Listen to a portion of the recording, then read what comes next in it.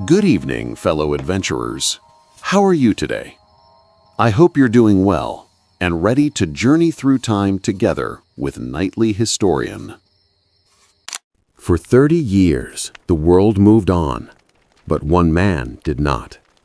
While nations rebuilt, children grew into adults, and an entire generation forgot the sounds of gunfire, Hiroo Onoda remained hidden beneath the canopy of a tropical jungle, holding his rifle, guarding his orders, convinced that the war he served had never truly ended.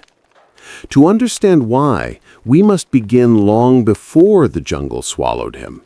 We must step into a time when Japan still believed in an empire of destiny, when obedience was sacred, and when surrender was not just unthinkable, it was shame itself.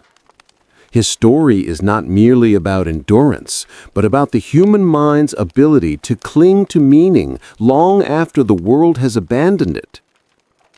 Hiroo Onoda was born in 1922 in Japan's Wakayama Prefecture, surrounded by traditions older than memory itself. His childhood was shaped by discipline, silence, and the belief that one's duty to the nation was absolute. There was no hint then that he would become one of the most enigmatic figures of the 20th century. He was an ordinary boy raised in an extraordinary culture. As he grew older, the world was changing in ways no one could predict. Japan's rising militarization seeped into everyday life, transforming schools into training grounds and shaping young minds around loyalty and sacrifice. For Onoda, these ideas were not burdens, they were structure, purpose, a path forward. When he entered adulthood, the empire was already deep in conflict across Asia and the Pacific. And as the war expanded, so did the demand for soldiers capable not only of fighting, but of surviving. Onoda's unique blend of calmness, determination, and obedience made him an ideal candidate for a very different kind of assignment, one that required not strength, but unwavering faith. In the early 1940s, the Japanese Army identified recruits suitable for specialized training in guerrilla warfare. These were not soldiers meant to win battles. They were soldiers meant to outlast them. Their mission was simple in theory, but impossible in practice. Infiltrate, disrupt, and gather intelligence. And above all, never surrender. Onoda braced this path without hesitation. It was not bravado or pride. It was duty, a word he understood as one might understand gravity, something that holds you to the earth, whether you wish it to or not. Among these orders was one that defined his fate. You must never die by your own hand, and under no circumstances may you surrender. This was not optional. This was not metaphor. This was doctrine. When Onoda completed his training, the empire sent him to a small island in the Philippines called Lubang. He arrived in late 1944, a young intelligence officer with a precise mission: destroy enemy supplies, maintain guerrilla pressure, and gather information. If the main Japanese forces retreated, he was not to retreat with them. If the war appeared lost, he was not to believe it. If anyone tried to convince him otherwise, he was to assume it was part of an enemy trick. Lubang's jungle greeted him with dense humidity, towering trees, and a silence broken only by insects and distant waves. It was not a battlefield in the traditional sense. It was a labyrinth of green, a place where truth disappeared between shadows. Onoda studied it carefully, learning its paths, its hiding places, and its dangers. He did not know then that this jungle would become his home for 3 decades. As 1945 approached, the situation in the Pacific worsened. Japan's defeat drew closer with each passing week. But to Onoda and his small group of comrades, the world outside the jungle remained unseen, abstract, unreachable. All they knew were their orders. Orders that did not change even as the empire crumbled. In February 1945, American forces launched their assault on Lubang. The Japanese troops stationed there were quickly overwhelmed, and many were forced to retreat or were captured. Onoda and a handful of surviving soldiers melted into the forest, disappearing into its endless folds just as they'd been trained to do. For most soldiers, retreating into the jungle was a temporary measure. For Onoda, it became a destiny he could not escape. Day after day, Onoda and his men listened for signals, searched for surviving comrades, and waited for new commands. But none came. They saw leaflets dropped from aircraft, papers claiming that the war had ended. They found newspapers declaring Japan's surrender. They heard announcements played through speakers by local police, urging them to come out. But Onoda had been trained well. He knew the enemy used deception. He had been taught that surrender propaganda was common, and so he dismissed every message, every leaflet, every plea as a trap. The more the world tried to reach him, the deeper he retreated into his mission. As months became years, the jungle stopped being a temporary refuge and became his universe. Time lost its meaning. Seasons blended into each other. The only truths that remained were the orders he had received, orders he had never been told to abandon. The island became a vast and living clock. The cicadas signaled heat. The storms signaled hunger. The rustling leaves at dusk signaled danger. Onoda learned to read the forest as one might read a language. Food was scarce. They rationed everything: rice, coconuts, captured livestock, even wild plants they barely recognized. Illness was constant. Nights were cold. Days were harsh. But through it all, Onoda held fast to his purpose: to continue the war, no matter how long it took. As the 1950s arrived, Lubang's villagers began reporting sightings of Japanese holdouts in the jungle. Occasionally, shots were fired in the dark. Farmers whispered about figures stealing rice or killing livestock. Local law enforcement tried to make contact, urging the soldiers to surrender. Onoda refused to appear. He believed these men were enemy collaborators. He believed the war continued.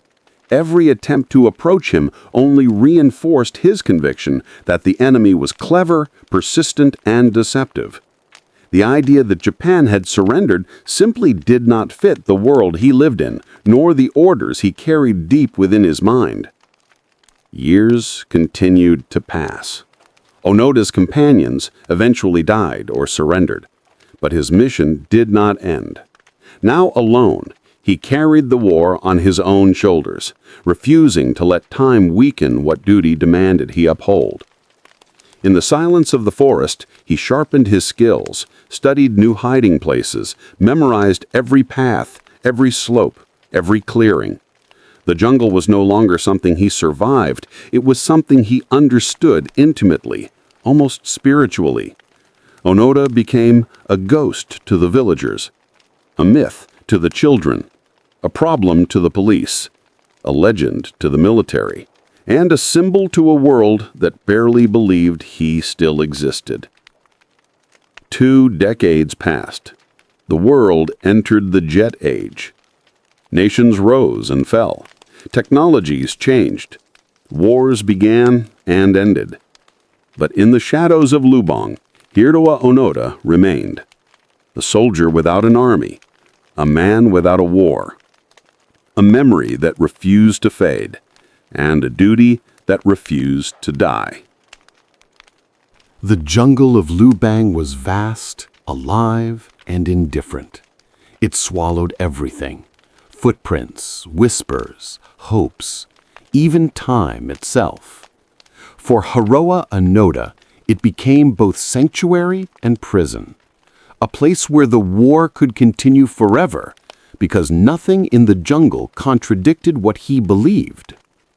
Every morning began the same way: rising quietly, checking gear, scanning the forest for signs of movement. The humidity wrapped around him like a heavy blanket. The buzzing of insects became the jungle's endless chorus. The smell of wet earth clung to him as persistently as his orders. Food was never guaranteed. Sometimes he found coconuts or wild bananas.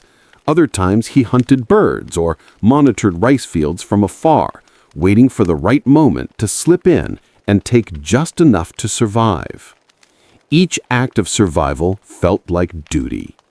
Each stolen grain was, in his mind, a blow against the enemy. The jungle taught him patience. He learned how to dry meat over small fires that produced no visible smoke. He learned which streams flowed cleanest during the rainy season, which animals left tracks at dawn, and which plants he could eat without poisoning himself. He lived as an extension of the environment, not a visitor in it. However, the forest was also relentless. Insects burrowed under clothes. Leeches clung to skin without warning. The heat was suffocating, the rain sudden and violent. Nights were filled with unseen movements, rustling leaves, shifting branches, the eerie cry of animals that moved silently through the darkness. Onoda became intimately familiar with fear, yet he refused to let it break him. Fear, he believed, was a tool. It sharpened awareness. It kept him alive. In a war of shadows and silence, fear was the closest thing he had to an ally. Weeks turned into months. Months turned into years. Onoda had no calendar, no way to measure the passage of time, except the changing phases of the moon and the growth of plants he had observed for seasons on end. What the world outside marked in days, he marked in storms and harvests. He sometimes found newspapers left along trails. To him, these were enemy deceptions. Why would the enemy not fake a newspaper? Why would they not spread lies to lure him out? The more the world tried to speak to him, the more he assumed it was trickery. Local villagers often saw him or signs of him: a footprint by a riverbank, a broken branch, a trap left behind. Stories spread about a lone soldier who moved like a ghost through the underbrush. Children whispered about the man in the trees. Farmers warned each other to guard their fields. Onoda heard these sounds carried on the wind, distant voices, occasional laughter, the crackle of radios from villages. Yet they felt unreal to him, part of a world he could not trust. Every voice could be an enemy. Every sound could be bait. His training had taught him that deception was everywhere, and so he faded deeper into the forest. The psychological toll grew heavier each year. With each monsoon season, with each dry spell, with each new scar, he carried not only physical exhaustion, but emotional weight. Doubt occasionally tugged at the edges of his mind, but doubt was dangerous. Doubt could get him killed. Doubt could be betrayal, so he buried doubt beneath duty. He often revisited the orders given to him in 1944, replaying them in his mind like a sacred chant. Maintain operations. Do not surrender. Do not die by your own hand. Continue until relieved. These words became the architecture of his thoughts, the pillars supporting his reality when everything else faded. When his comrades died or surrendered, their absence carved deep wounds inside him. Their voices, their presence, their opinions had once served as anchors to sanity.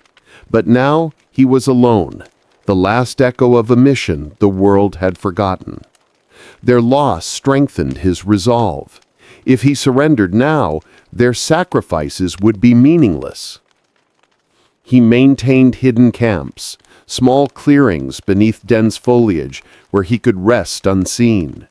He built rough shelters from bamboo, palm leaves, and vines. He stored food in elevated baskets to keep it away from animals. Some nights he barely slept, tensing at every sound in the darkness. The jungle tested him constantly. Storms broke open the sky, unleashing rivers of rain that soaked him to the bone. Trees crashed down without warning. Mosquitoes carried fevers. Cuts became infections. Hunger gnawed at him relentlessly. But nothing was as dangerous as time itself. Time eroded memories. Time blurred truth. Time made isolation into a companion that whispered doubts and fantasies with equal clarity. Time could turn a soldier into a ghost. But Onoda refused to become a ghost. He clung to the version of reality he had been trained to trust, a reality where Japan was still fighting, where the empire had not surrendered, where his actions still mattered. During some nights, he looked at the stars through breaks in the foliage. The constellations reminded him of a world he once knew, a world of city lights, family dinners, laughter. But those memories felt like dreams from another lifetime. The jungle had become more real than anything else. In the early years, Onoda believed rescue or reinforcements might come. He maintained a cycle of observation and vigilance, always searching for signs of approaching troops. But as the 1950s passed into the 1960s, that hope faded. If rescue did not come, it meant only one thing. The war still demanded his presence on this island. He continued to interpret signs through the lens of war. When military aircraft passed overhead, he assumed they were scouting him. When new villagers appeared on the island, he believed they were enemy settlers or undercover soldiers. When he found abandoned items, radios, clothes, tools, he suspected traps. The world had changed in dramatic ways, entering the atomic age, sending satellites into orbit, broadcasting news across continents. But Onoda remained locked inside a world frozen in 1945. The jungle was his battlefield, his refuge, his prison, and he saw no reason to leave it. As the years accumulated, Onoda's persistence took on a symbolic dimension. Unknown to him, he had become a legend across Japan. Stories circulated about the soldier who refused to surrender. Books mentioned his name in passing, but many believed he must have died long ago. No man, they thought, could survive the jungle for that long. Yet Onoda endured, not because he was stronger than others, but because he believed with an intensity few could understand. His reality was not dictated by newspapers or propaganda leaflets. His reality was anchored to orders he considered sacred. By the late 1960s, rumor and myth blurred together. Journalists occasionally visited Lubang. Treasure hunters explored the forest. Some even claimed to have seen a man watching them from the shadows, but no one could find him. The island began to treat him not as a man, but as a phantom. He had survived more than 20 decades in the jungle. He had outlasted insects, storms, disease, and loneliness. But his greatest survival was psychological. He had preserved a sense of purpose in a world that no longer supported it. Every day was a continuation of the last. Every night carried the same quiet rhythm. And even as the world moved into a new era with televisions, highways, and modern cities, Hiroo Onoda continued his solitary war beneath the ancient trees of Lubang. Nearly 30 years had passed, but the man who refused to surrender still listened for orders, still avoided traps, still patrolled the forest with a sense of duty unbroken by time. For most people, the end of a war comes with news headlines, peace treaties, fireworks, and celebrations. But in the dense jungle of Lubang, peace was just another rumor carried by the wind. And rumors were weapons of deception, or so Onoda believed. The first attempts to reach him came shortly after the war officially ended in 1945. American forces dropped leaflets from aircraft announcing Japan's surrender and urging remaining soldiers to come out. The leaflets fluttered down like white birds, drifting among the trees until they caught on branches or fell onto muddy ground. Onoda read them carefully, examining the paper, the printing style, the tone. To him, they appeared suspicious. The wording felt too informal, the paper too thin, the timing too convenient. Everything in his training warned him that the enemy would use deception to lure soldiers into surrender. If the enemy wanted him alive, that alone was reason to distrust the message. Months later, more leaflets were dropped, this time printed with official seals and signatures from Japanese commanders. Again, Onoda studied them. If these were real, he reasoned, then the war must be going very poorly for Japan, so poorly that his enemies were forging documents to manipulate him. He dismissed them entirely. Years passed. In 1950, a group of local villagers found one of the leaflets and brought it closer to Onoda's abandoned campsite. They hoped he might see it, believe it, and return to civilization. But again, he refused. The signatures seemed slightly off. The paper felt newer than it should have. The whole thing felt staged. The jungle had become his filter for truth. If something did not match the world he had built in his mind, then it could not be real. Throughout the 1950s, rumors about a Japanese soldier living in the jungle persisted. Journalists wrote brief notes. Locals shared stories about stolen rice and occasional gunshots. But most outsiders assumed the soldier was either myth or already dead. It wasn't until the early 1950s that a more serious attempt was made to contact him. Japanese officials, learning of ongoing sightings, organized a search party. They used megaphones to broadcast messages, urging any remaining soldiers to surrender. They even brought family members of missing soldiers to call into the forest. Onoda watched from the shadows, hidden behind thick leaves. He heard voices speaking Japanese, voices calling his name. But he could not trust them. He had been told the enemy was clever, capable of mimicking voices, capable of manipulating emotions. To answer those calls might mean stepping into a trap. He remained silent. Every failed attempt only reinforced his belief that the enemy was desperate to capture him. It made him feel more important, more necessary, more certain that his mission mattered. It is a strange truth of human psychology. When a belief is threatened, it often grows stronger. During the late 1950s, local authorities grew more concerned. Onoda and his dwindling group, at that time still 3 men, occasionally shot at villagers or at patrols. To them, these encounters were battles. To the villagers, they were tragedies. Misunderstandings deepened. Tension grew. Onoda still believed that anyone approaching him was a collaborator or an enemy scout. When one of his remaining comrades surrendered in 1950 after losing faith, Onoda interpreted it as a betrayal, or worse, evidence that the surrendered man had been replaced by an enemy decoy. The jungle taught him to trust nothing except his orders. In 1952, Japan's government mounted its most ambitious effort yet. Aircraft dropped letters written by Onoda's family, complete with photographs. The message was tender, pleading. His parents told him the war was over, that he had fulfilled his duty, that he was needed at home. Onoda studied the letters for days. The handwriting looked genuine. The photographs showed faces he remembered. Yet something felt wrong. He convinced himself the enemy had forged everything. In his mind, a war still raged across the Pacific.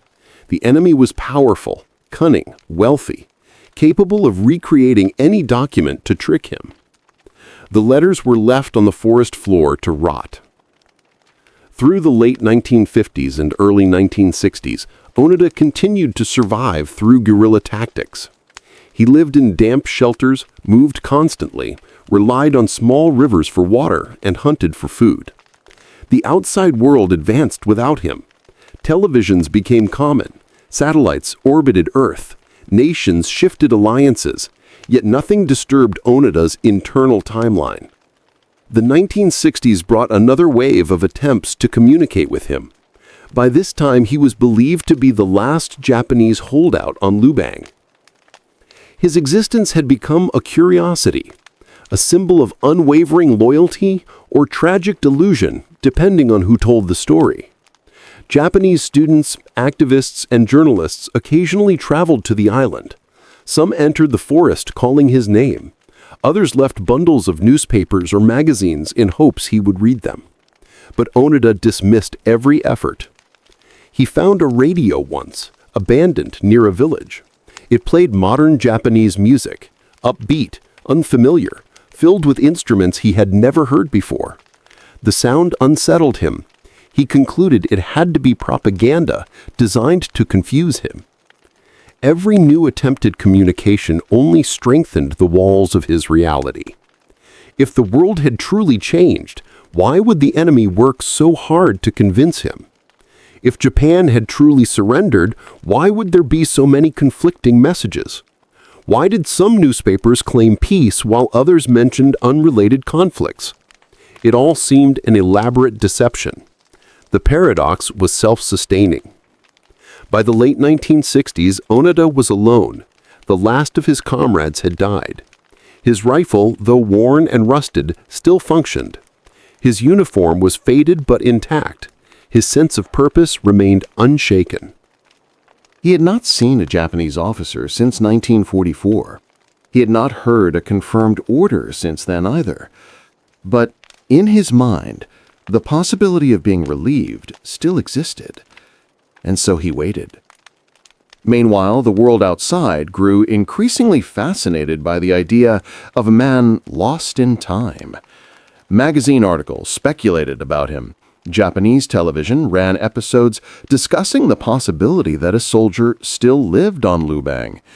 Schoolchildren learned his name as a metaphor for unwavering devotion. Yet no one could reach him. No words could break through the steel of his commitment. The island's local government, frustrated by decades of conflict, began to treat Onoda as a public problem. They wanted peace, they wanted safety, and they wanted the mysterious soldier to stop interfering with their lives. Patrols intensified, warnings were issued, but Onoda remained an invisible presence, always one step ahead. In Tokyo, people debated whether he was a hero, trapped in the past, or a man blinded by loyalty. But regardless of opinion, one truth stood. Onoda had become a symbol larger than himself. He represented the last ember of a war that had burned out long ago. By the early 1970s, Japan had become an economic powerhouse. Skyscrapers pierced the skyline. Bullet trains crossed the countryside. New generations grew up without memories of war. The old empire had become a modern nation, focused on progress rather than conquest. But somewhere in a Philippine jungle, Hiroo Onoda still held a rifle, still believed in the emperor, still believed his mission mattered, still believed the war continued.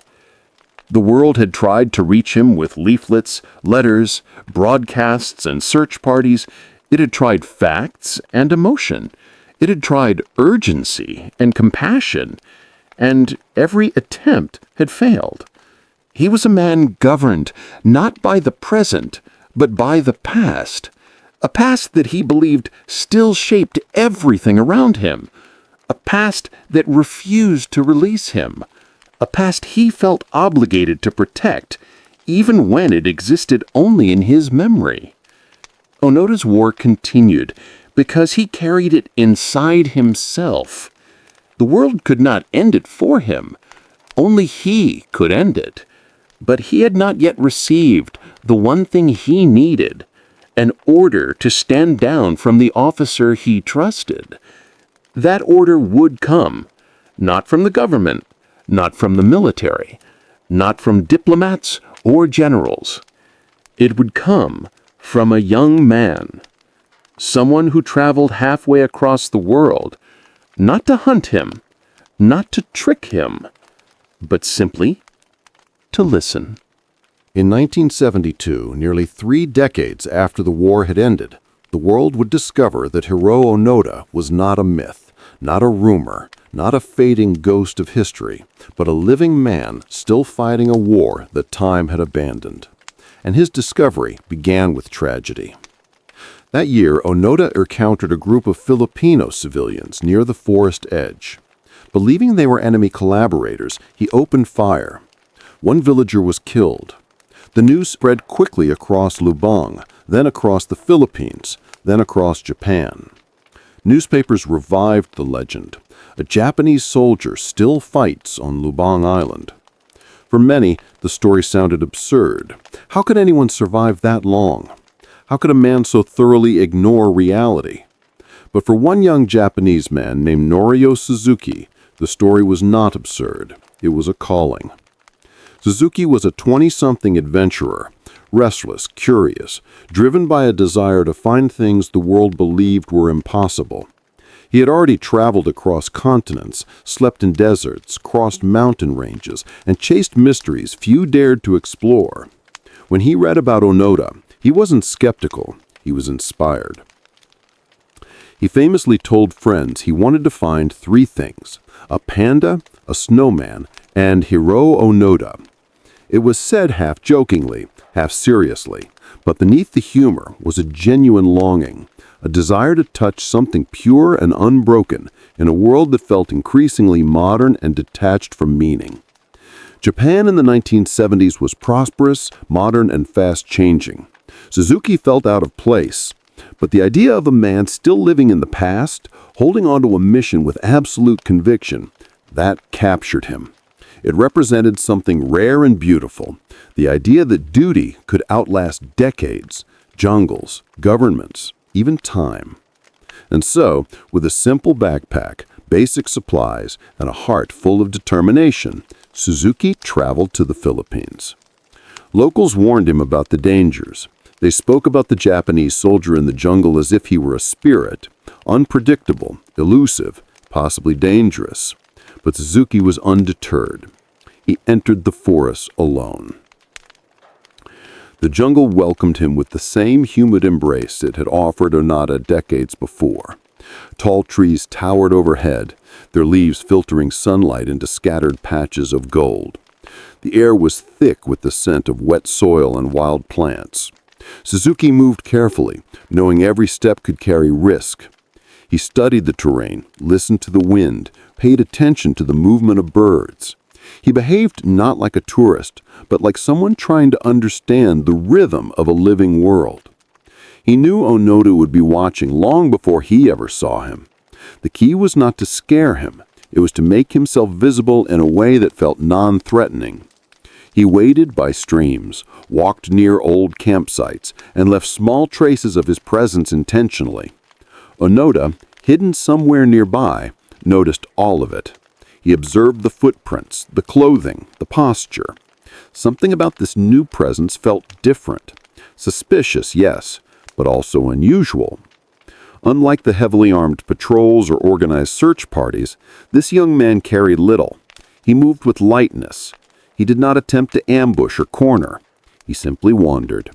Days passed. The jungle, in its own mysterious way, brought the two together. One morning, Suzuki stopped near a clearing. He set down his bag and calmly sat on a log, looking out into the trees, as if waiting for something, or someone. Hidden among the foliage, Onoda watched him. The young man showed no fear, no aggression, no military posture. He looked almost peaceful. Onoda did not recognize the modern clothing, but he recognized sincerity in the way Suzuki moved. This was not a soldier, not a trap, not an enemy agent. It was simply a man. The encounter that followed became one of the most extraordinary moments in post-war history.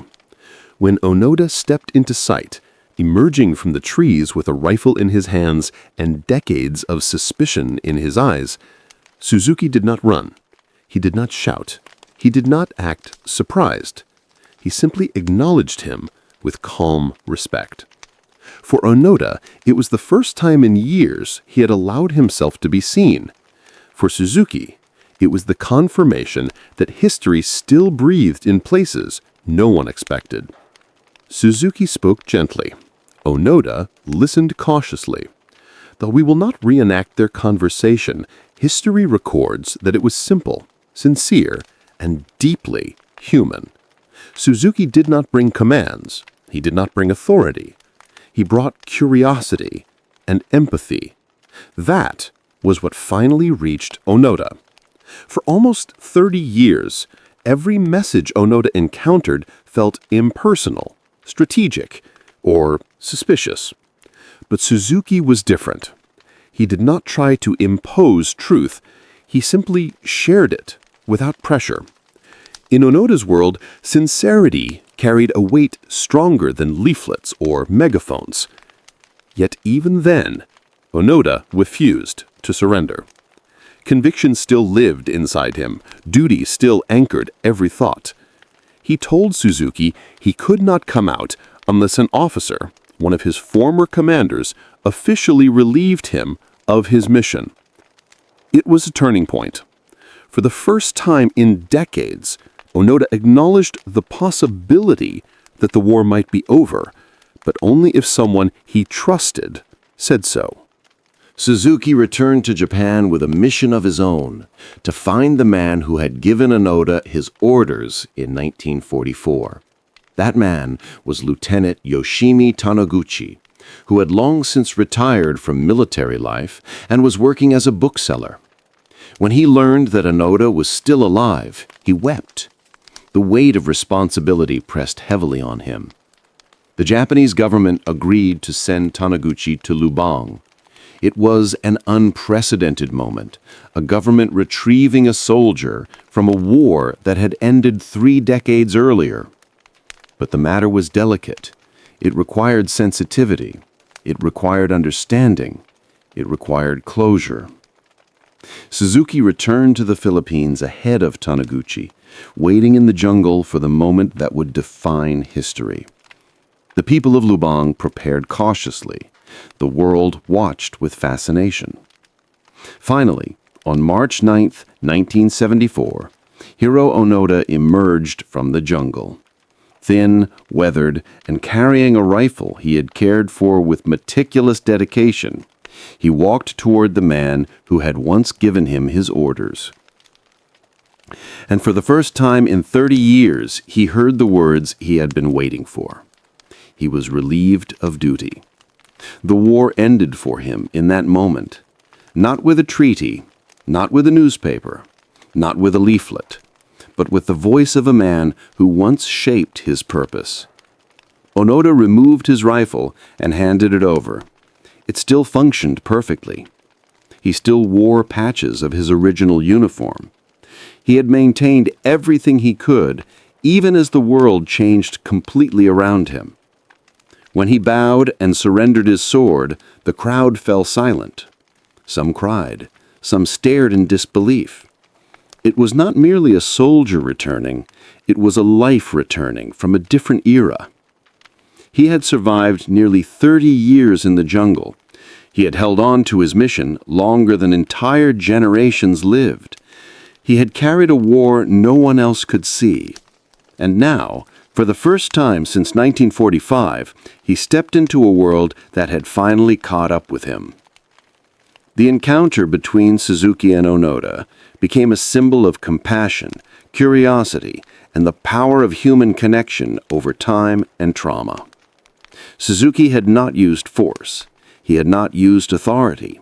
He had simply approached a lost soldier as a human being, not a relic. And that made all the difference. The world now had its miracle. A man returned from time itself, but his journey, emotional, cultural, and psychological, was far from over. The war inside him had ended, but the world outside, that required a new kind of survival. When Hiroo Onoda stepped out of the jungle in 1974, the world he entered was unrecognizable. The Philippines had changed. Japan had changed. The entire planet had entered a new technological age. For Onoda, it felt like awakening from a dream, only to discover that the dream had lasted half a lifetime. Photographs capture that moment. A thin, disciplined figure standing beside officials, his posture rigid, his expression controlled. Around him, crowds pressed forward to glimpse the man who had fought a war no one else could see. To many, he appeared heroic. To others, tragic. But to Onoda himself, he was simply a soldier completing his mission. As reporters documented every detail of his appearance, his clothing, and his belongings, Onoda felt none of the excitement that surrounded him. The world celebrated him, but he saw only the vast distance between his internal reality and the external world he had returned to. The cameras felt intrusive, the noise overwhelming, the attention unfamiliar. He had lived in isolation for so long that social interactions felt unnatural. The jungle had trained him to listen to silence, to sense danger in subtle movements, to rely on instinct rather than conversation. Now, surrounded by people, he found himself retreating inward, watching everyone with the same disciplined vigilance that kept him alive for decades. When the plane took him from Manila to Tokyo, it was the first time he had flown in a modern aircraft. He scanned the cabin with caution, studying unfamiliar buttons, uniforms, and technology. The hum of the engines, the overhead lights, the polished surfaces, everything seemed like artifacts from a world decades beyond his understanding. As the plane landed, crowds waited at the airport. They cheered. They waved flags. They carried banners with his name. They saw a hero returning home after a lifetime of sacrifice. Onoda saw strangers who could not possibly understand what he had endured. Japan in 1974 was a nation of neon lights, modern trains, bustling streets, and a booming economy. The imperial ideals he had once fought for were gone. The schools that once celebrated military honor now taught pacifism. Children who might have once saluted soldiers now learned about peace, democracy, and global cooperation. Onoda stepped into a world that no longer resembled the Japan he had vowed to protect. His first visit was to his family. The reunion was emotional, yet restrained. They welcomed him with warmth, but he felt a quiet discomfort, not because he did not love them, but because he no longer knew how to belong. He had left them as a young soldier with unwavering certainty. He returned as a man shaped by decades of solitude and survival. As he walked through Tokyo's streets, he was struck by the pace of life. Cars rushed past. People hurried into trains. Bright advertisements glowed above the sidewalks. He paused often, staring at things most people overlooked: telephone booths, vending machines, and electric signs.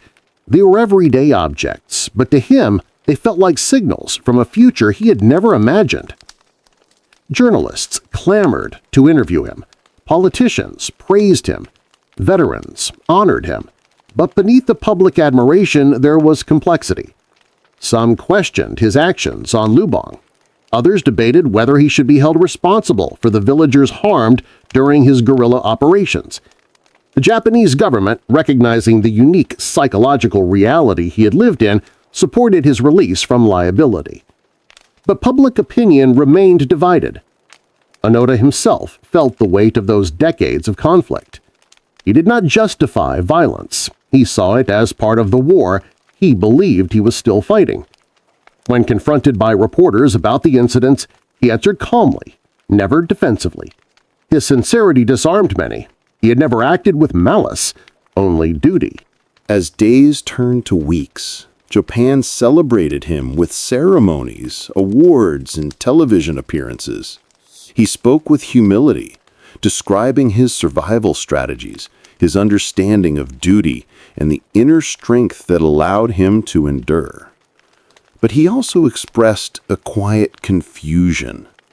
He felt like a man displaced in time. He visited shrines, old neighborhoods, and places from his youth. Some were gone, others transformed beyond recognition. The old Japan lived only in his memory, like a photograph that had faded while he was away. The new Japan was vibrant, prosperous, peaceful, but alien to him. The weight of this cultural shift pressed heavily on his shoulders. He had expected his return to be a homecoming. Instead, it felt like entering a foreign country that happened to speak his language. He struggled with everyday things people took for granted. Crossing busy streets felt chaotic after years of moving silently through trees. Restaurants overwhelmed him with noise. Simple interactions made him anxious. He had spent so long observing from the shadows that living openly felt strange, almost dangerous. Public celebrations eventually quieted, and Onoda was left with a life he did not know how to navigate. He tried to adjust, but the transition from jungle solitude to modern society carried a profound psychological burden.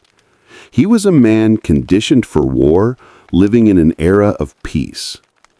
Without mission, without orders, without structure, he felt adrift. Around this time, Norio Suzuki visited him again. Their bond had grown into something meaningful. Suzuki understood Onoda in ways few people could.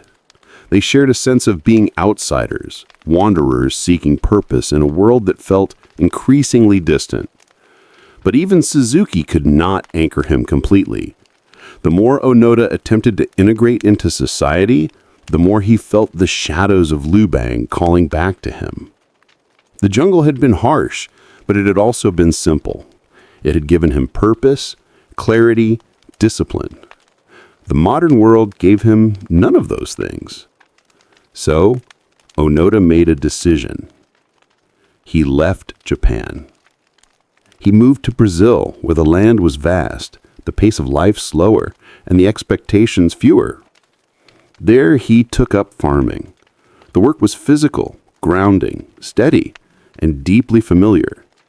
It allowed him to reconnect with the earth, feel the rhythm of seasons, and escape the chaos that Tokyo had imposed on him. In Brazil, he found companionship and eventually married. He built a new life, not as a soldier, but as a man learning how to live outside the shadow of duty. The forest around his farm reminded him of Lubang, but without the fear. It became a place of healing rather than survival. Yet even as he built this new life, the memories of the jungle lingered. He carried the weight of every decision he had made, every year he had lived alone, every moment of hesitation, fear, and endurance. But he did not run from these memories. He embraced them. They were part of him, woven into the fabric of his identity. In time, Japan invited him back for public speaking and education programs. Onoda accepted these opportunities. He spoke to young people about perseverance, about conviction, about the importance of understanding one's purpose. He warned against blind obedience. He encouraged thoughtful reflection. He shared not only his story, but the lessons carved from decades of survival. Ironically, the man who once followed orders without question now urged others to think for themselves. His time in the jungle had reshaped him, not into a symbol of unwavering loyalty, but into a symbol of resilience and critical thought. He wrote a memoir detailing the experience, offering the world insight into the mental labyrinth that kept him in the jungle for so long. His honesty resonated with people. It explained not only the mechanics of survival, but the psychology of belief, how a mission can become identity, how identity can become prison. Onoda returned frequently to Japan, not to live, but to remind people of history, of dedication, of humanity's capacity for endurance and error. He walked the streets that once overwhelmed him with more confidence. He spoke to crowds with calm self-assurance. He had found peace not by erasing the past, but by integrating it. The jungle had shaped him. Japan had changed him. Brazil had grounded him. He had lived 3 lives: soldier, survivor, teacher. But one final chapter of his life would remind the world how fragile existence can be, even for men who survive the impossible. It came in the form of another tragedy, not his own, but that of the young man who found him, who believed in him, who gave him the path back to the world. The loss of that young man would carve a wound deeper than any he suffered in the jungle. In Brazil, Hiroo Onoda finally found the quiet he had been denied for 3 decades. The open skies, the warm soil, and the vast land gave him something he had forgotten existed: stillness without fear. But even in this peace, he was not immune to the pains of life. The jungle had taught him survival, but it could not teach him how to navigate the fragility of human relationships. One of the deepest wounds came from the death of Norio Suzuki, the young adventurer who had walked into the jungle to find him. Suzuki had become more than the man who ended Onoda's war. He was a rare soul who saw the world through the same lens of curiosity and wonder. They shared a bond that transcended time and generations. When news reached Onoda that Suzuki had died in the Himalayas during one of his expeditions, the grief struck him with unexpected force.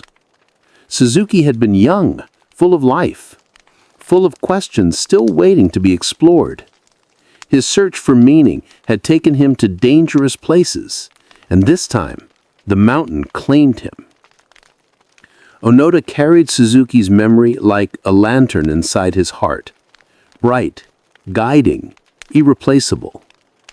The man who had saved him from an endless war had left the world too soon. It reminded Onoda of something he had learned only after leaving Lubang. The world outside the jungle was full of unpredictable tragedies, often crueler than the dangers he faced alone. As the years passed, Onoda's life became a blend of reflection and purpose. He spoke frequently about perseverance, but he also spoke of caution, warning young people not to follow orders blindly, not to confuse obedience with meaning, not to allow loyalty to override truth. His words carried the weight of experience few could comprehend. Schools invited him to share his story. Veterans welcomed him with honor. Scholars studied him as a psychological marvel.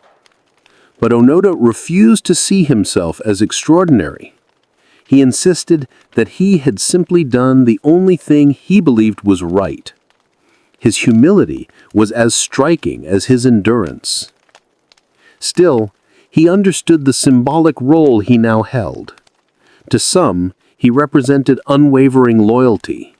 To others, the dangers of ideology taken too far. To many, he was a reminder of how war scars the mind long after the fighting ends. He stood at the crossroads of these interpretations, neither embracing nor rejecting any of them. He simply existed, a living testament to human complexity. His farm in Brazil became a sanctuary of sorts. Fences, animals, fields, they grounded him in the present. Each sunrise over the land felt like a small reassurance that he was no longer living inside an illusion. He tended crops with quiet dedication, moving through the fields as he once moved through the jungle, with attentiveness, discipline, and respect. Occasionally, visitors traveled far to meet him. They saw not the ghostly soldier of legend, but a gentle man who carried profound wisdom beneath his calm exterior. He spoke softly, listened deeply, and treated every person with careful sincerity. The scars of the past endured, but they did not define him. Instead, they shaped the lessons he wished to share. He visited Japan from time to time, reconnecting with a homeland that continued to evolve. He saw skyscrapers rise, technology advance, generations grow more distant from the era he had lived through. Each return reminded him how much the world could change, while one person remained unchanged. But he no longer felt like a stranger. He had found balance, not between past and present, but between understanding and acceptance. Onoda was asked often how he survived so long in the jungle. He answered with honesty, discipline, routine, clarity of purpose. But beneath these practical explanations was something deeper, an unyielding sense of identity. When a person believes they are essential to something greater than themselves, endurance becomes instinctive. His mission had become his reason to live. Yet as he aged, he reflected more critically on that mission. He acknowledged the pain caused on Lubang, the misunderstandings, the tragedies that unfolded because of his presence. He did not excuse them. He understood them as consequences of a world that had collapsed around him without warning. In his speeches, he urged others to learn from his story, not to repeat it. In time, he founded a youth nature camp in Japan, teaching children survival skills, teamwork, and respect for nature. It was his way of turning the harsh lessons of the jungle into something constructive. The children listened to him with awe. To them, he was a man who had lived a life closer to legend than reality.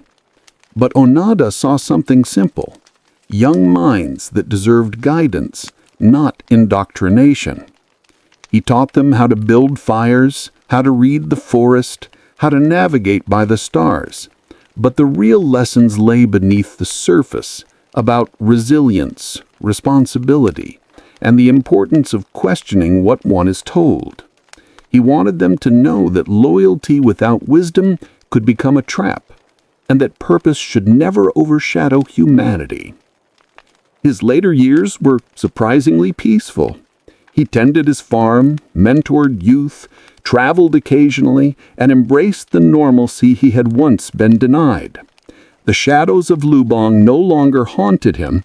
Instead, they became stories he shared with tenderness, not fear.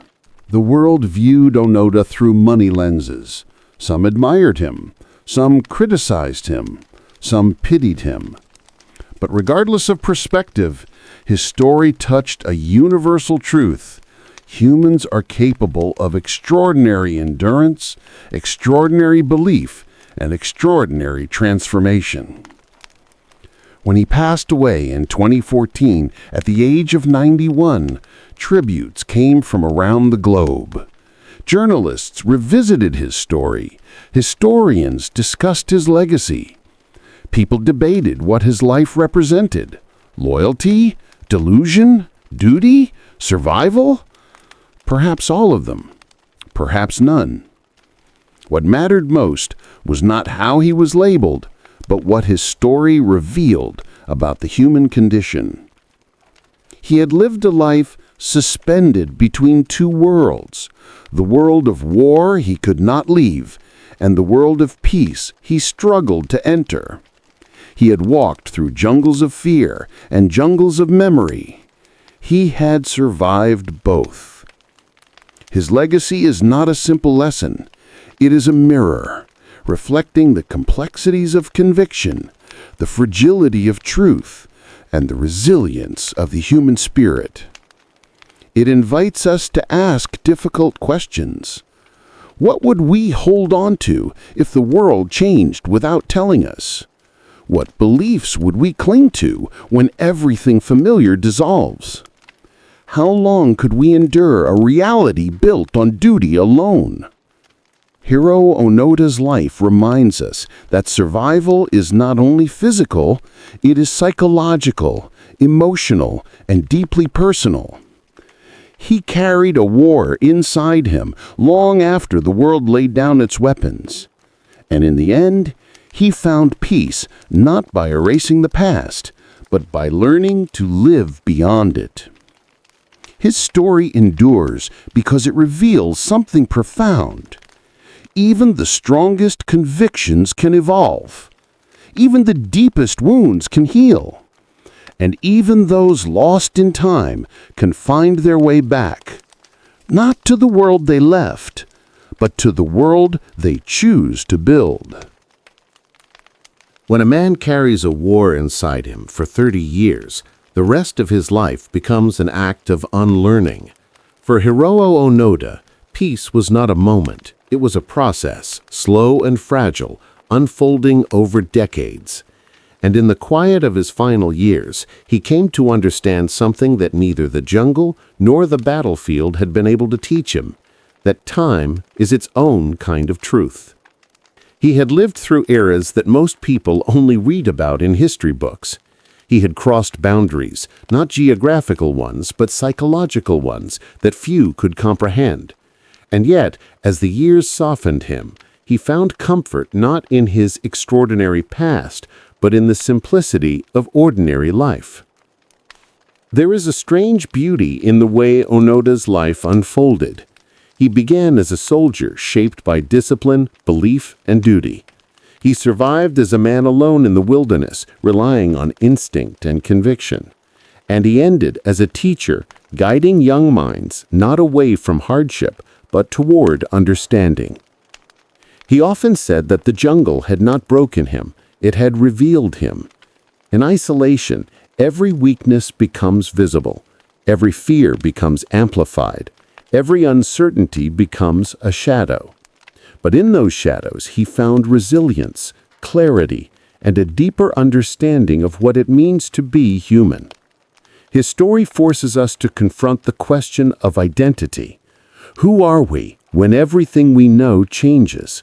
Who are we when the world moves on without us? Who are we when the beliefs that once defined us dissolve into history? For 30 years, Onoda answered these questions through action rather than thought. He survived because survival was the only language he understood. But once freed from the jungle, he began to see the larger picture, the ways in which belief can shape reality, and how reality can remain hidden when belief becomes absolute. People often asked him if he regretted the years he lost. Onoda never gave a simple answer. Regret, like war, is complex. He acknowledged the tragedy, the time taken from him, the pain caused on Lubang, the decades spent fighting an enemy that no longer existed. But he also recognized the strength those years forged within him, the lessons carved into his spirit. He carried both truths, the burden and the wisdom. As he aged, he became gentler in his reflections, not softer. Onoda never became soft, but more willing to consider perspectives he once could not imagine. The world he returned to was bigger than the world he left, and as he walked through it, he began to appreciate its complexity rather than fear it. Sometimes he would speak of the nights in the jungle, the stars visible through broken branches. Those stars became companions, markers of time, reminders of a universe that did not change, even when everything else did. He said they gave him comfort, not because they guided him, but because they listened silently, without judgment. In those stars, perhaps, he saw glimpses of the world that waited for him beyond the war, a world where meaning was not given by orders, but discovered through choice. As his story spread, people interpreted it differently. Some admired his loyalty. Some saw cautionary lessons about the dangers of blind obedience. Others saw a testament to resilience. Onoda never insisted on one interpretation. He understood that stories take on lives of their own, shaped by those who hear them. His own life had been shaped that way too, molded by a nation's expectations, a commander's instructions, and a war that demanded total commitment. But in the end, he reclaimed that life, choosing to use his experiences to guide rather than to cling.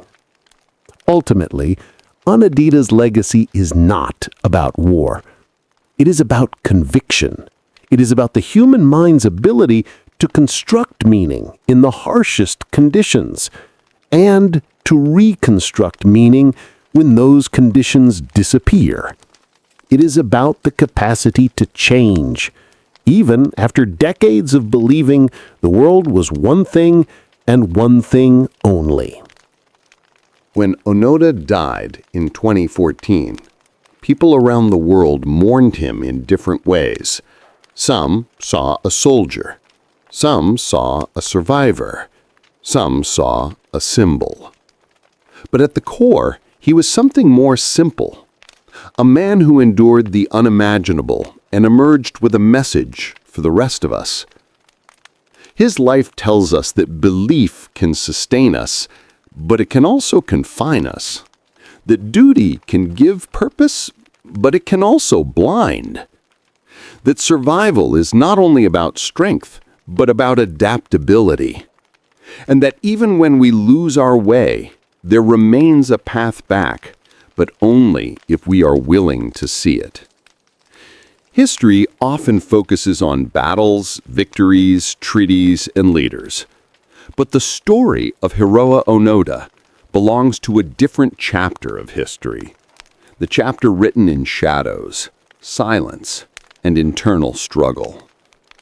A chapter that asks us not to remember the war itself, but the human cost of the beliefs that fuel war. As the documentary closes, imagine the jungle of Lubang once more. The trees stand tall, their leaves rustling softly in the wind. The paths Onoda once walked are overgrown, reclaimed by nature. The shelters he built have collapsed into the soil. Time has erased the visible traces of his presence, but the memory of what happened there remains alive in the world's conscience.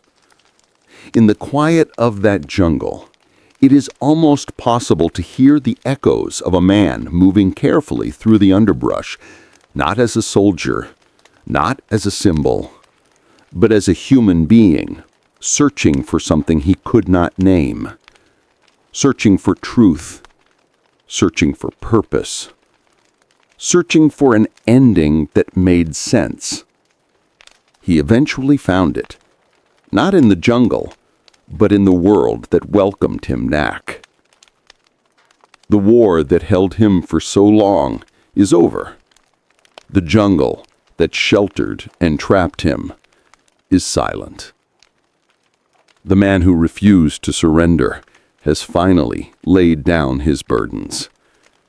And his story remains, inviting us to reflect not on his endurance alone, but on our own. On what we hold on to, on what we fear, on what we believe, and on how we choose to return to the world when the battles inside us finally fade.